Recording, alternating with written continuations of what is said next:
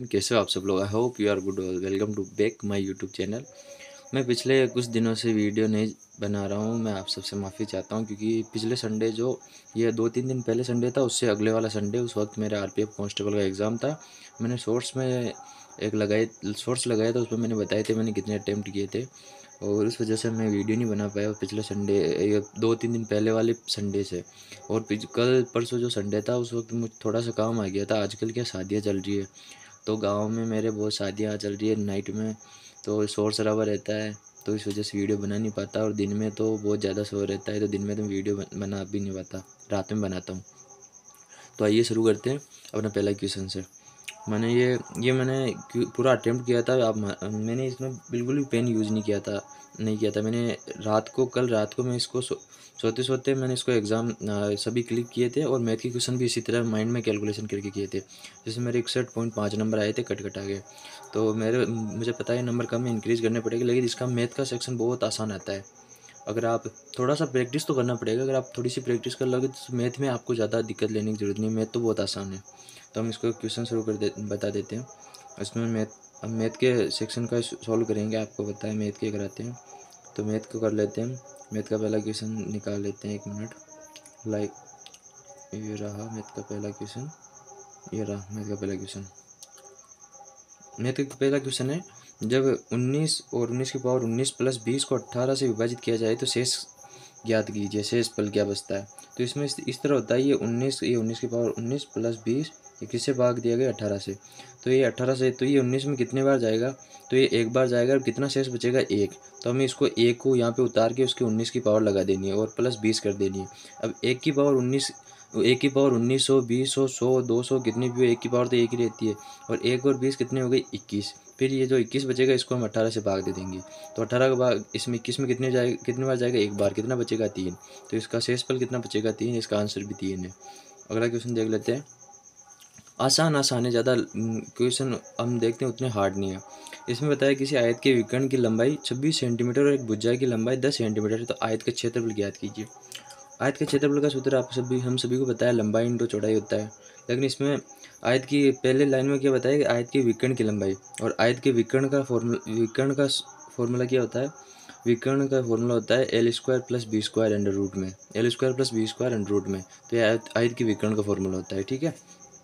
हमें आयत की लंबाई तो दी गई है 26, तो यहाँ पे लिख देंगे 26 का स्क्वायर प्लस हमें एक भुजा दी गई है, लंबाई 26 सेंटीमीटर, एक भुजा की लंबाई 10 सेंटीमीटर, विकर्ण 26 सेंटीमीटर सॉरी, तो ये विकर्ण है, ये 26 है, और एक भुजा की लंबाई 10 सेंटीमीटर है।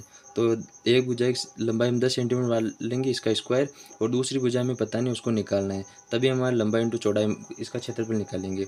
तो इसकी मान लेते हैं बी, और इस पर ये रूट लगा हुआ होता है, तो इस रूट को यहाँ से हटा के इस पर लगा देंगे 26 पे। तो 26 का स्क्वायर करेंगे, तो 26 का स्क्वायर कितना होता है, 25 का स्क्वायर होता है 625, और 26 का कितना होता है 676। तो 26 का स्क्वायर हो गया 676, और 100 का स्क्वायर कितना होगा, 100 का होगा 100, 10 का स्क्वायर कितना होगा 100 प्लस B²। अब ये 100 इधर में, ये इधर आके माइनस में हो जाएंगे, तो 676 में से 100 जाएंगे तो कितने बचेंगे, ये बचेंगे 576। और ये इधर क्या बचा है, B², तो ये रूट 20 से हटेगा, इस पर लगेगा, तो 576 किसका स्क्वायर होता है, ये होता है 24 का। तो B की वैल्यू निकल के आ गई 24। तो हमें L की वैल्यू तो हमें पता है, L की वैल्यू तो इसमें क्वेश्चन में दी गई है 10, और B की वैल्यू हमने निकाल ली है 24। तो अब इसने पूछा है आयत का क्षेत्रफल, तो आयत का क्षेत्रफल होता है लंबाई इंटू चौड़ाई। तो इसमें लंबाई तो 10 दी गई है, और हमने इसको चौड़ाई को निकाल लिया 24, तो 10 इंटू 24 कर देंगे, तो ये निकल के आ जाएगा आयत का क्षेत्रफल 240। 10 और 24 को गुणा करेंगे 240, तो इसका आंसर कितना है, 240 सेंटीमीटर, ठीक है। अगला क्वेश्चन देख लेते हैं। अगला क्वेश्चन है कि साधारण ब्याज की किसी दर पर कोई धनराशि 12 वर्षों में 2 गुनी हो जाएगी, तो ये भी आसान है। साधारण ब्याज है, तो साधारण ब्याज तो आसान होता है। तो इसमें साधारण ब्याज की दर से कोई धनराशि 12 वर्षों में 2 गुनी, यानी कि वो 100 तो पहले ही थी, अब वो 2 गुनी हो गई, यानी 200 हो गई। तो 100 से वो 200 हुई, तो ओरिजिनल में कितनी बढ़ी, 2 गुना तो हुई, लेकिन वो 100 तो पहले ही थी, अब 2 गुना हुई है, तो वो ओरिजिनल में 100% बढ़ी है। तो वो कितने वर्षों में बढ़ी है बताइए, इसने बताया गया है क्वेश्चन में, 12 वर्षों में 2 गुनी हुई, यानी कि 100 पहले थी और 2 गुना होने से 200 बन गई, यानी उसको 100 एक्स्ट्रा मिला। तो ये 100 कितने वर्षों में मिला, 12 वर्षों में। तो इसको 12 से भाग दे देंगे, तो 1 वर्ष की ब्याज की दर निकल के आ जाएगी। इसको हम भाग दे देते हैं, 100 को आधा करा तो 50, 12 को आधा करा तो 6, इसको भाग दे देंगे, 6 6 छंग 36, 6 7 42, 6 8 48, तो 8 6 8 48 कितने बचे 2/6। तो इनको कर 2 को भाग देंगे, 2 एकम 2, 2 तिया 6, तो 8 सही। तो इसको यहाँ पे लिख देते हैं 8 सही 1/3% इसकी ब्याज की दर है। तो इसने ये पूछा है कि ब्याज की साधारण ब्याज की दर क्या है, तो 8 सही 1/3, तो 8 सही 1/3 ब्याज की दर है। और यहाँ पे चक्रवृद्धि ब्याज में थोड़ा अलग होता है, वो अगले क्वेश्चन आएगा तो मैं बता दूंगा। अगला क्वेश्चन देख लेते हैं। अगला क्वेश्चन है, गिरी ने एक पुरानी मशीन को 2000 में खरीदा और उसकी मरम्मत में 500 खर्च किया। तो उसने 2000 में तो खरीदा और उसमें मरम्मत में 500 रुपये उसमें और लगा दिए, तो उसको वो मशीन कितने में पड़ गई, 2500 रुपये में। 2000 में तो खरीदा और उसकी मरम्मत में 500 लगा दिया, तो उसको तो 2500 की पड़ गई। अब आगे कह रहा है कि फिर उसने 4000 में बेच दिया। तो उसने 2500 में खरीद के उसको 4000 में बेच दिया। तो 2500 में खरीद के उसने 4000 में बेच दिया, तो इसने कितने का फ़ायदा उठाया, 1500 का। लेकिन इसने प्रतिशत में पूछा है, तो 1500 है, 1500 ही हमने हमारे रेट कितने रुपए में पड़ी, 2000 में खरीदी, 500 उसमें लगा दी, तो 2500 में पड़ गई। तो ये 1500 हमें 2500 का कितना परसेंट यही पूछा गया है। तो 1500 बटा 25 नीचे कर देंगे और गुणा 100 कर देंगे। 2 जीरो से 2 जीरो कट गया, 25 को काटेंगे तो 25 का पहाड़ा 6 बार बोलेंगे तो 150 आ जाएगा, और ये जीरो का जीरो, तो ये 60% है। तो इसको लाभ कितना परसेंट हुआ, 60%। ये नीचे आंसर भी है 60%। ठीक है, अगला क्वेश्चन देख लेते हैं। आसान आसान क्वेश्चन है, ये थोड़ा सा धुंधला है, अगला वाला देख लेते हैं पहले। एक थैले में 5 और 10 मूल्य वर्ग के कुल 40 सिक्के हैं, जिसका कुल मूल्य 310 है। 10 के सभी सिक्कों के मूल्य और 5 के सभी सिक्कों के मूल्य के बीच अंतर बताना है। तो हमें 5 के सिक्के और 10 के सिक्कों के मूल्य के बीच अंतर बताना है। कुल सिक्के 40 है और उनके मूल्य अगर जोड़ेंगे तो 310 रुपये बनेगा। इस तरह के क्वेश्चन को हम किस तरह करते हैं, हमें पहले 40 सिक्के हैं, तो हमें पहले मान लेना है कि पूरे 5 के 5 सिक्के वो 40 के हैं। अगर वो 5 के 40 सिक्के कितने रुपए बनेंगे, तो एक सिक्का 5 का है तो 40 सिक्के इनको गुणा कर देंगे, तो 5 चौक 20 और 0, तो 5 के 40 सिक्के बन जाएंगे। थोड़ी इधर कर लेता हूँ, ये बन जाएंगे 5 के पूरे 40 सिक्के 200 रुपये बन जाएंगे।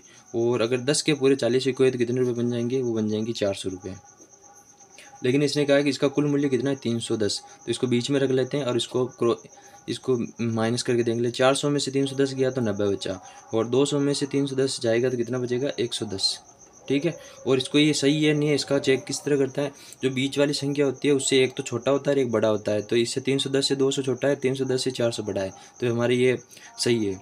इन दोनों को हम काट लेते हैं, तो 1 0 से 1 0 काटा तो 9 और 10, तो ये किसकी वैल्यू निकल के आई, ये 5 रुपये वाली निकल आई, क्योंकि हमने 5 का माना था, 5 × 40 किया था और यहाँ पे 10 × 40 किया था।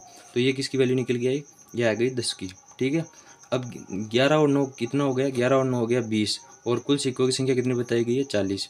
तो एक सिक्के अगर इसको काटेंगे तो एक की वैल्यू कितनी आ गई, 2, तो हमें निकल के आ गई। तो 5 रुपये कितने सिक्के, तो इसको 9 को 2 से गुणा कर देंगे, तो 5 रुपये के सिक्कों की संख्या 18, और 11 को 2 से गुणा करेंगे तो 10 रुपये की सिक्कों की संख्या है 22। ठीक है, अब आगे में क्या पूछा है कि 10 रुपये के सभी सिक्कों के मूल्य और 5 रुपये के सभी सिक्कों के मूल्य का अंतर बताना है। तो ये तो सिक्कों की संख्या निकल के आ गई 18 और 22, लेकिन हमें रुपये में बनाना है। तो अगर 5 रुपये के 18 सिक्के तो कितने रुपये बन जाएंगे, इनको गुणा कर लेंगे, तो 18 5 कितने हो गए, 90। ठीक है, और अगर हमारे पास 10 रुपये हैं, 10 रुपये के 22 सिक्के हैं तो कितने रुपये बन जाएंगे, 220। ठीक है, अभी इसका अंतर ही पूछा है, तो 220 में से हम 90 माइनस कर देंगे, कितने बच जाएगा, 220 में से 90 माइनस करेंगे तो 130 बच जाएगा। तो यही इसने इन दोनों का अंतर पूछा है मूल्यों का, तो 130 अंतर होगा, तो इसका आंसर भी है नीचे 130। ठीक है, इस तरह आसान ही है। अगला क्वेश्चन देख लेते हैं। अगला क्वेश्चन है, यदि ब्याज की गणना अर्धवार्षिक चक्रवृद्धि रूप से पूर्णांक के निकटतम की गई हो तो 7,200 की राशि पर 20% की वार्षिक दर से 18 महीनों के लिए चक्रवृद्धि ब्याज कितना होगा। तो हमें चक्रवृद्धि ब्याज बताना है। चक्रवृद्धि ब्याज वार्षिक कितना है, 20% की वार्षिक दर से, और अर्धवार्षिक रूप से संयोजित होते हैं। तो ये 12 महीनों, एक साल में 12 महीने होते हैं, इसने अर्धवार्षिक यानी 6 महीनों को बताया। तो जो ब्याज की दर एक साल की उसको आधा करेंगे तो अर्धवार्षिक निकल के आ जाएगी। तो 20 का आधा करेंगे तो कितने निकल के आ गए, 10%। तो अर्धवार्षिक ब्याज की दर कितनी है, 10%। ठीक है, और अब ये कितने महीनों के लिए हमें बताया, तो वार्षिक दर से 18 महीनों के लिए चक्रवृद्धि ब्याज बताना है। तो 18 महीनों में 6 महीने के कितने महीने बनेंगे, 6 6 6, तो बनेंगे 3 बार बनेंगे, 6 × 6 6 × 12 76। तो ये 10% की ब्याज हमें 3 बार लगानी है। तो 10% की अगर 3 बार ब्याज लगाता है तो आपको सभी को बताइए, इसको 10% की 3 साल पर अगर लगाइए तो 3 बार लग रही है, तो इसका ब्याज बनता है 33.1%। तो हमें 10% का तो मिनिमम याद ही रखना चाहिए, और इसको निकालने का फॉर्मूला भी होता है। पहले हम 10 और 10 को गुणा कर 10 और 10 को प्लस करके, और जैसे फॉर्मूला होता है a+b गुणा a+b गुणा ab/100, तो इस तरह से हम इसको गुणा कर लेते हैं। तो हम इसको 10 और 10 कितने हो गए 20, और 10 और 10 को गुणा करेंगे यहाँ पे, 10 और 10 को गुणा करके 10 और 10 को गुणा करके नीचे 100 कर देंगे। तो 1 0 से 1 0, 1 0 से 1 0, तो 1 और 1 1, तो 20 और 1 कितने हो गए 21%। ठीक है, तो ये कितने 2 साल के निकल के आ गई। अब हमें एक और यानी दूसरी 6 माह की निकल के आ गई। अब हमें 3 दिन 6 माह लगानी है, तो 2 6 माह की अब एक और, तो 10% और लगाएंगे, तो a + b, यही इसी फॉर्मूला। तो अब की बार a का मान 10 आ गया, और b का मान तो हमें पता ही, वो 10 ही है, सभी में सेम है। तो 21 + 10 + 21 × 10 / 100। 1 0 से 1 0 कट गया, ये 0 हटा, यहाँ पे 21 के बीच में पॉइंट लग गया। तो 20 और 30 कितने हो गए 31, 31.2.1, तो इन दोनों को जोड़ेंगे तो कितने आ गए 33.1। तो ये हमें स्टैंडर्ड वैल्यू में पता रहनी चाहिए, 10 की 3 बार में 33.1 होती है। तो हमें इसका पूछा है कि 72,000 रुपये का 33.1% ब्याज बताना है, तो ये कितना होता है, हमें ये निकालना है। ठीक है, इसको निकाल लेते हैं हम। तो ये 72,000 लिख लेते हैं, 72,000 गुणा 33.1 बटा 100। तो इसका इसको 33.1 से गुणा कर लेंगे, तो इसका 72,000 को 33.1 बटा 100 से गुणा कर देंगे, तो ये इसका 33.1 निकल के आ जाएगा। तो ये पॉइंट हटाया, नीचे एक जीरो बटा दिया, इन 2 0 से 2 0 चला गया। अब इनको गुणा कर लेते हैं। ठीक है, 72 को एक बार दिया तो 2 आया, नीचे आ गए 7। इसको आराम से पूरा कर लेते हैं, जैसे 33.1 है, 72 है, तो 2 एकम 2, 3 दूनी 6, 3 दूनी 6 गुणा 7 एकम 7, 7 एकम 7, 7 दूनी 14, 7 21 को 1 हासिल का 2, 7 एकम 7, 7 दूनी 14, 7 21 और 2 23। तो इनको जोड़ लेते हैं, 2 6 और 7 कितने हो गए 13 का 3 हासिल को 1, 6 और 1 7 और 1 8, और ये 2 23 है, जैसे जैसे लिख दिए। ठीक है, और अभी हमारे पास यहाँ पे उतार देते हैं 23 8 3 2, नीचे 1 0 और बचा हुआ है, यहाँ पे 1 0 यहाँ पे बचा हुआ है। तो इसको हमने 23 823 इनको गुणा करके जो संख्या है वो वहाँ पे लिख दी, और 1 0 बचा है, तो इसको 1 के बाद में यहाँ पे पॉइंट लगा देंगे। तो इसकी ब्याज कितना निकल के आ गया 2383.2। तो इसको ऑप्शन में देख लेते हैं। तो ऑप्शन में वैल्यू सब में पॉइंटों में दी नहीं गई है, तो 2383, तो 0.2 की इसने वैल्यू नहीं बताई। इसको निकटतम पूर्णांक हमें बताना है, जैसे इसमें बताया भी गया है, पूर्णांक के निकटतम पूर्णांक। तो इसमें 2383 आया, तो इसका आंसर भी 2383 होगा। तो इस तरह हम 2383 कर देंगे और आगे बढ़ जाएंगे। तो ज़्यादा हार्ड नहीं है, आसान ही है। एक पन्ना चेंज कर लेता हूँ, आसान है, ज़्यादा हार्ड नहीं है। इस तरह ये क्वेश्चन, अगला क्वेश्चन देख लेते हैं। अगला क्वेश्चन तो कैलकुलेशन है, इसको बाद में करेंगे, थोड़े पहले क्वेश्चन खोल लेते हैं। तो इसमें बताएगी दो संख्याओं का एलसीएम 5 और उनका एलसीएम 120, इन दोनों संख्याओं का योग 55 है, तो इन संख्याओं को व्युत्क्रमों का योग बताइए। तो इसका एक फॉर्मूला होता है, जैसे एलसीएम एलसीएम निकालने का फॉर्मूला तो एक तो ये होता है, एलसीएम गुणा एलसीएम बराबर पहली संख्या गुणा दूसरी संख्या। तो ये तो एलसीएम एलसीएम और पहली संख्या दूसरी संख्या निकालने हो गए। लेकिन व्युत्क्रमों का योग, तो व्युत्क्रमों का योग का फॉर्मूला होता है 1/एलसीएम होता है, 1/एलसीएम गुणा योग बटा एलसीएम।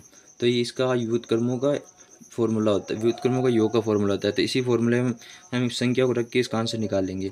तो 1/एलसीएम कितना बताया गया 5, तो 5 लिख देंगे गुणा, और इसने बताया कि इन दोनों संख्याओं का योग 55 है, तो योग लिख देंगे 55 बटा एलसीएम कितना बताया 120, तो एलसीएम लिख देंगे 120। अब इसको काट लेंगे, 5 से इसको काटा तो 11, तो इसका आंसर निकल के आ गया 11/120। तो ऑप्शन में देख लेते हैं हम, ऑप्शन में ये रहा तीसरा 11/120, तो इसका आंसर हो गया 11/120। ठीक है, ये फॉर्मूले से आसानी से हो जाएगा। बाकी इसका मेथड तो आप दिए देख लो, लंबाई है।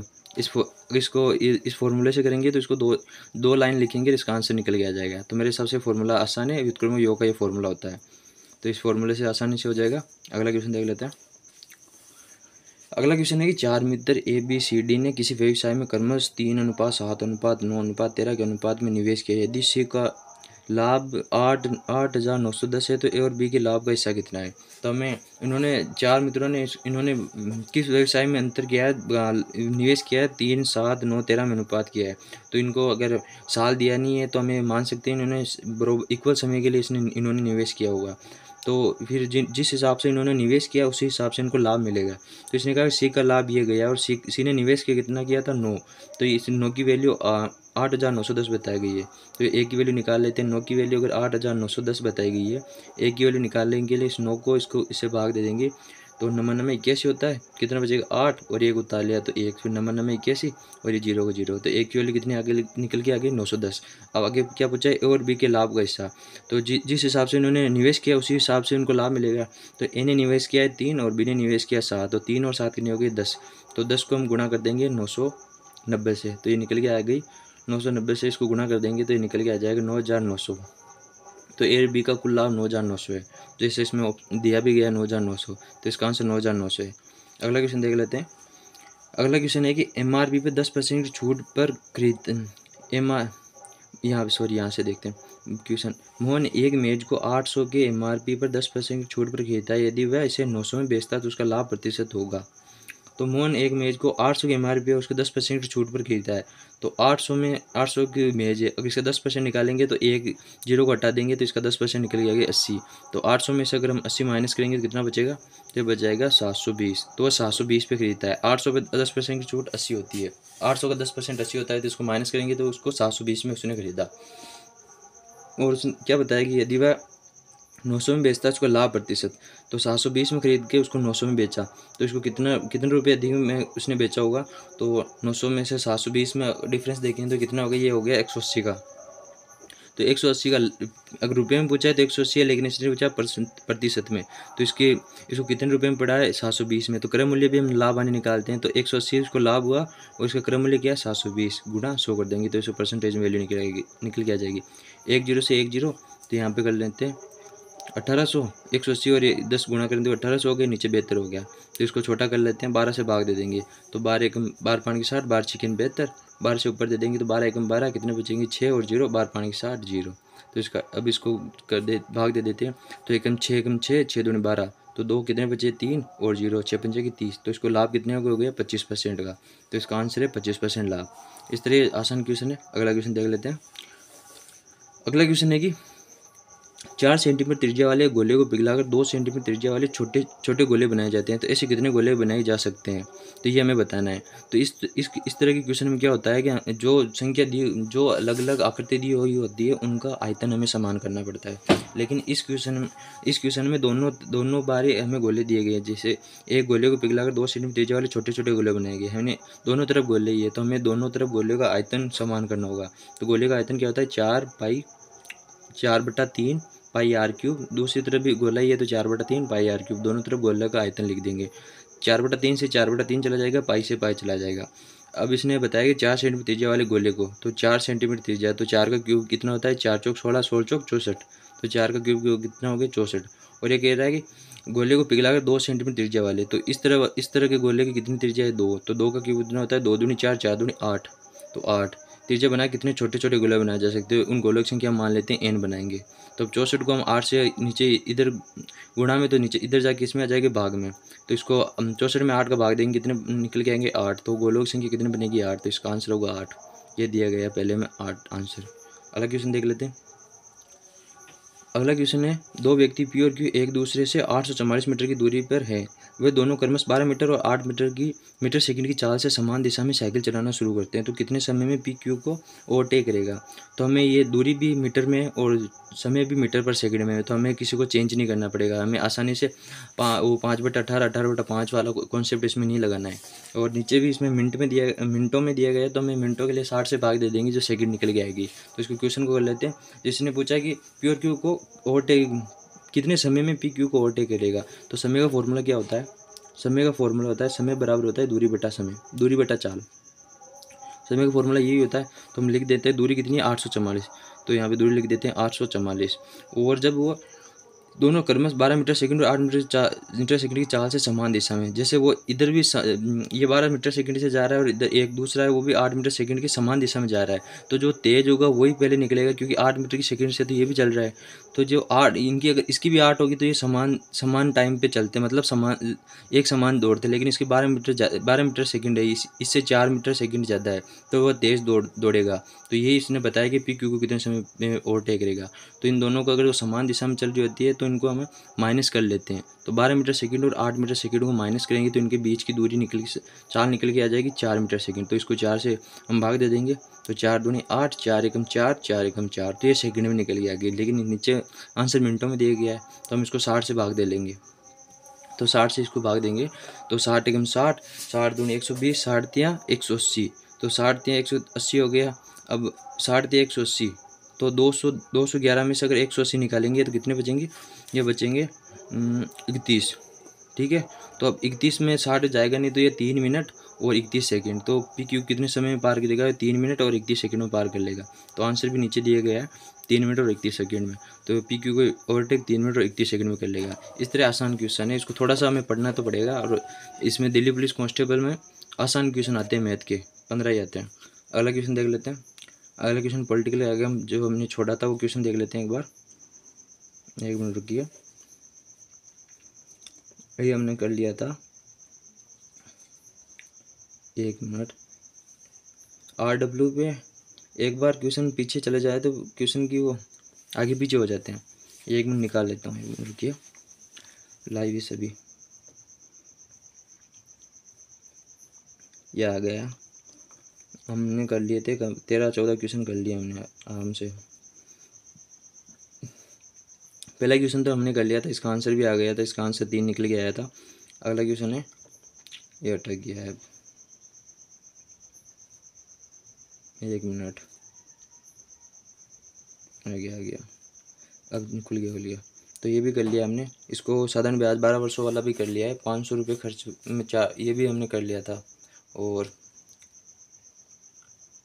क्वांटिटी और ड्यूटी में भी कर लिया था। 1 मिनट, ये हमने नहीं किया था, ये हमारा अटक गया, तो इसको कर लेते हैं 6 को। इसमें बताया गया है कि एक किसी कार्य के 60% भाग को 6 दिन में, अगर वह 60% भाग को अगर वो 6 दिन में करेगा तो 100% भाग को कितने दिन में करेगा। तो ये अगर इसको करेंगे तो इसको हम 6 से 60 को भाग देंगे तो एक बराबर कितना निकल के आ जाएगा 10%। तो नीचे यहाँ पे 100% हुआ है, तो यहाँ पे 10 से गुणा करना पड़ा है हमें, तभी ये 10 से 100% बना है। तो एक में भी 10 से गुणा कर लेंगे तो ये 10 हो जाएगा। तो वह 60% भाग 6 दिन में करेगा, तो 100% भाग, कोई भी चीज़ 100% होती है तो 100% भाग कितने दिनों में करेगा, 10 दिनों में। तो एक किसी काम को कितने दिनों में करेगा, 10 दिनों में। ठीक है, अगला क्वेश्चन आगे बताया गया है कि बी उसी कार्य को 15 दिन में, तो बी को लिख देंगे, बी उसी कार्य को कितने दिनों में करा, 15 दिनों में। 10 और 15 का एलसीएम आगे बताया कि दोनों 3 दिनों तक एक साथ काम करते हैं। तो पहले इनकी एफिशिएंसी निकालेंगे, ये तो भी दिन निकला है। तो 10 और 15 को अगर एलसीएम लेंगे 30 होगा, तो 10 30 में कितनी बार जाएगा, 3 बार में, और 15 को 30 में जाएगा 2 बार में। तो 3 और 2 कितने मिलके हो गए, 5। और आगे ये बताया गया कि ये दोनों 3 दिनों तक एक साथ मिलकर कार्य करते हैं। तो 3 और 2 5 दोनों मिलकर, और कितने दिनों तक करेंगे, 3 दिन तक। तो कितने हो गए, 3 5 में 5 5 10 5 दे 15, तो 15 काम हो गए। अब 30 में से 15 काम अगर हो जाएंगे तो कितने काम बचेंगे, 15 काम और बचेगा। ठीक है, आगे बताया कि शेष कार्य को अकेले सी 12 दिनों में कर देता है। तो 15 काम बचा है, इसको सी अकेले कितने दिनों में करेगा, 12 दिन में। तो ये सी की एफिशिएंसी निकल के आ जाएगी। तो सी की एफिशिएंसी इसको करेंगे तो आ जाएगा 3 से भाग देंगे, तो 3 पंजे 15, 3 चौक 12। तो सी की एफिशिएंसी है 5/4। ठीक है, अब ये पूछ रहा है कि आगे क्या बता रहा है, अकेला सी उसी कार्य के 1/8 भाग को कितने दिनों में करेगा। तो भाग काम कितना है, 30। तो 30 काम 1/8 निकालना है पहले। तो 30 काम 1/8 निकालेंगे, 30 गुणा 1/8 निकल के आ जाएगा। तो ये 30 का 1/8 निकल के आ जाएगा। और ये भी कह रहा है कि उसको ये से अकेला 1/8 भाग कितने दिनों में करेगा। तो काम तो 30 था, इसका 1/8 ये गुणा कर देंगे तो 1/8 निकल के आ जाएगा। सी की एफिशिएंसी कितनी निकाल दी हमने, 5/4। तो इसको 5/4 से गुणा कर देंगे।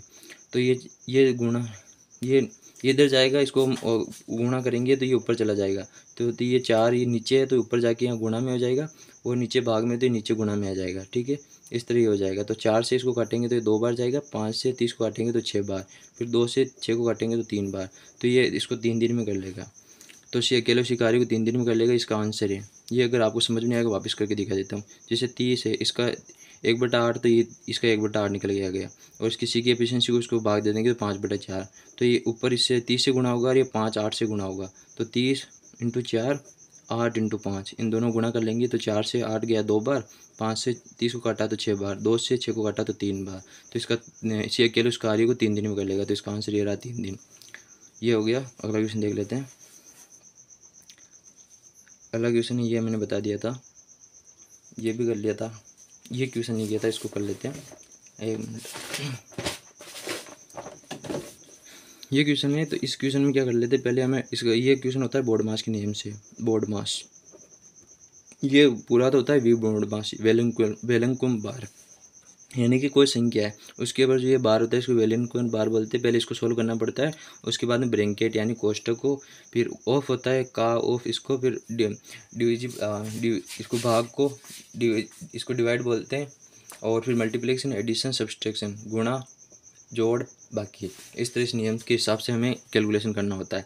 तो पहले इस कोष्टक को सॉल्व करेंगे। कोष्टक में सबसे पहले हमें ऑफ करना है, पहले ब्रैकेट देख ले फिर ऑफ, तो इन दोनों गुणा करें 5 5 एकम 5, और फिर 7 और 12 कितने हो गए, तो 12 5 की 60, 12 6 72, 12 7 84, इंटू 1/4 माइनस 1/2 इंटू 1/8। ये इस कोष्टक को सोल्व करेंगे हम पहले, ठीक है। तो इस कोष्टक को सोल्व करेंगे तो हमें पहले इसको 5 इसको गुणा कर लेंगे तो 5, और 84 और 4 को हम गुणा कर लेंगे तो 4 चौक 16 6 हासिल का 1, 8 8 एकम 8, 8 दूनी 16, 8 3 8 चौक 32 1 33, तो 336 माइनस 1/2 इंटू 1/8, ठीक है। अब 1/2 को इसको माइनस करना है, तो हम पहले इन दोनों को गुणा कर लेते हैं, आगे और पीछे वाले को, या फिर इन दोनों को गुणा कर लेते हैं, या फिर इन दोनों के माइनस में, तो इन दोनों को गुणा कर लेंगे तो 5/36, और इन दोनों को गुणा कर लेंगे तो 1 8 दूनी 16, तो इन दोनों का एलसीएम लेंगे। इनका एलसीएम होगा 336, 336 एकम 336 5 बार जाएगा। अब 16 का भाग 336 में देंगे तो 16 एकम 16, 16 दूनी 32, 1 बचा तो 1, तो 16 एकम 16 तो 21 बार जाएगा। तो इसको 5 में से 21 निकलेगा तो कितना बचेगा, ये बचेगा 5 में से 21 निकलेगा तो ये बचेगा -16 से ही 336। तो ये ऊपर वाले को सोल्व किया तो इसका निकल के आ गया। अब हमें नीचे वाले को सोल्व करना है, इस पोर्शन को। तो यहाँ पे 1/2 और ये भाग का चिन्ह है, अगर इसको गुणा में बदलना है तो हमें जो जस्ट अगले वाली संख्या है उसको उल्टा करना पड़ेगा। तो इसको 4/1 कर देंगे, ये 2 से इसको काटेंगे तो 2, तो ये निकल के आएगा 2, और आगे क्या है प्लस 1/2, तो इसको करेंगे तो 2 2 दूनी 4 1 5/2, तो नीचे वाले कितना निकल गया है 5/2। तो इसको वापस हम उल्टा करेंगे तो ये 2 ऊपर चला जाएगा यहाँ पे, और 5 यहाँ पे आ जाएगा।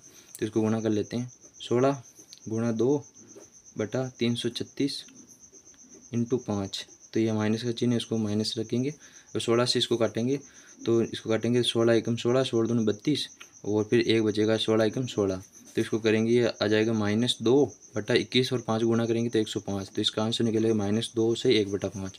तो इसका आंसर ये दिया रखा है डी में, -2/1/5, ये इसका आंसर है डी। तो इसको इस नियम से करेंगे वही बोर्ड मास से, तो ये आसानी से हो जाएगा। आप इसको टाइम आ लेना, आप जितनी इसकी प्रैक्टिस करोगे उतनी आसानी से आपको इसको जल्दी कर पाओगे। 1-2 क्वेश्चन आएंगे तो ये होगा, और बाकी हमने कर लिए थे इसके, ये भी कर लिया था, ये भी कर लिया था, बाकी मैंने इसके कर लिया। मेरे हाँ 2 क्वेश्चन मैंने जो बिना मेहनत किए थे इसलिए गलत हो गया था, मैं दिखा देता हूँ उसको किस तरह करेंगे। ये क्वेश्चन है 35 संख्या का औसत 6 है, तो हम 35 संख्या औसत कितने हो गए 6, तो इसको गुणा कर लेंगे तो 35 और 6 को गुणा करेंगे तो 210 आएगा।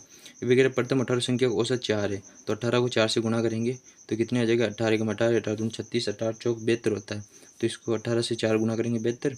और कह रहा है अंतिम 18 संख्या का औसत 9 है, तो 18 × 9 कर देंगे, तो 18 को 9 से गुणा करेंगे तो हो जाएगा 162। इन दोनों को जोड़ लेंगे तो 2 और 2 कितने हो गए 4, और 7 और 6 कितने हो गए 13, 13 का 3 हासिल का 1, 1 और 1 2, तो ये दोनों 18 और 18 कितने हो गए 36 संख्या। 36 संख्या को अगर हमने गुणा करके जोड़ा तो 236 बने, लेकिन ओरिजिनल में संख्या कितनी है 35। तो वो इनको कराया तो ओरिजिनल संख्या 210 है, लेकिन वो 18वीं संख्या ज़्यादा हो गई, इसलिए एक संख्या ज़्यादा है। वही संख्या इसने बताया कि मध्य संख्या का मान बताइए, तो 35 संख्या है लेकिन 36 संख्या हो गई, तो इनमें जो माइनस करेंगे जो संख्या निकल के आएगी वही उसका मध्य संख्या होगी और 36वीं संख्या होगी। तो 234 में से हम 210 को माइनस करेंगे तो निकल के आएगा 24, तो वो जो मध्य संख्या वो 24 होगी, जिसमें उत्तर भी दिया गया है 24। तो इसका इस तरह इसका आंसर होगा 24, ठीक है। इसको शॉर्ट तरीके में अगर हम करना चाहिए तो इसका शॉर्ट तरीका होगा 35 संख्या का औसत कितना बताया गया है 6, तो ओवरऑल संख्या का औसत 6 है, ठीक है। प्रथम 18 संख्या का औसत कितना है 4, तो औसत से कितना कम है, ये 2 कम है, तो माइनस कर लेंगे 2, और कितनी संख्या है 18, तो कितने हो गए -36, ठीक है। और आगे क्या बताया कि अंतिम 18 संख्याओं का औसत 9 है, तो ओवरऑल औसत से कितना ज़्यादा है 3 ज़्यादा है, तो +3 कितनी संख्या हो गया 18 का, तो 18 एकम 18, 18 दूनी 36, 18 3 54, तो -36 में 54 में निकालेंगे कितने बचेंगे, ये बचेगा 14, ये 4 है। जैसे इसको इस तरह करेंगे 54 में से हम 36 माइनस करेंगे, तो इसको डालिए 14 में से 6 गया कितना बचेगा ये 8 बचेगा, और 4 में से 3 गए तो कितना बचेगा 1, तो 18।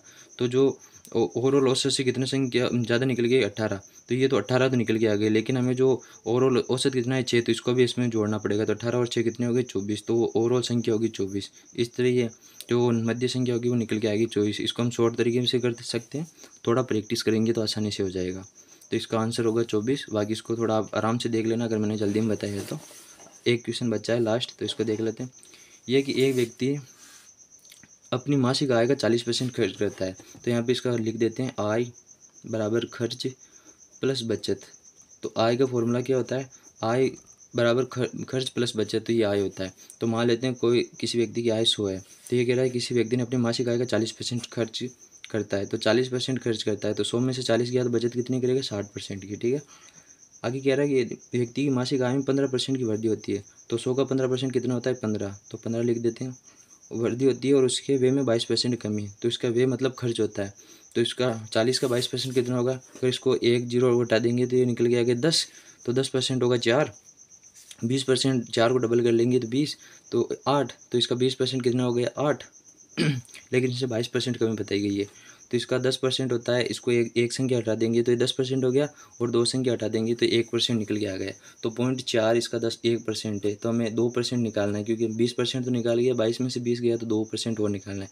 तो 0.40 80, तो इसका 22% कितना हो जाएगा 22% हो जाएगा 8, तो ये 20% हो गया, और 0.40 तो 8.80, तो इसका 22% 8.80 कम हो जाएगा।